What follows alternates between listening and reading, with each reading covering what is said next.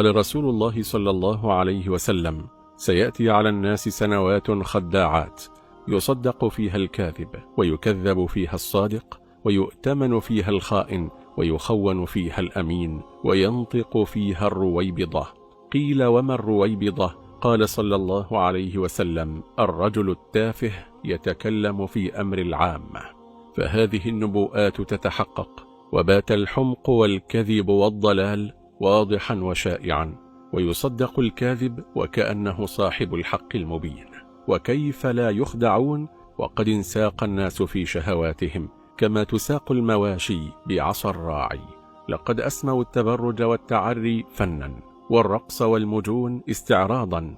فقد صدقت يا رسول الله صلى الله عليه وسلم، فنحن نشهد الآن كيف يصدق الكاذب ويكذب الصادق، وكيف ائتمن الخائن وخون الأمين. ائتمن الخائن الذي خان دينه وخان الله ورسوله صلى الله عليه وسلم.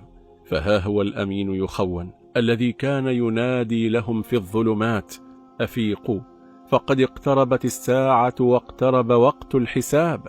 فها هو السكير المغني سفيرا للخطاب بين الناس، وها هم المنافقون والمنافقات أسيادا على العباد. فهذا ما قال عنهم رسول الله صلى الله عليه وسلم: الرويبضة.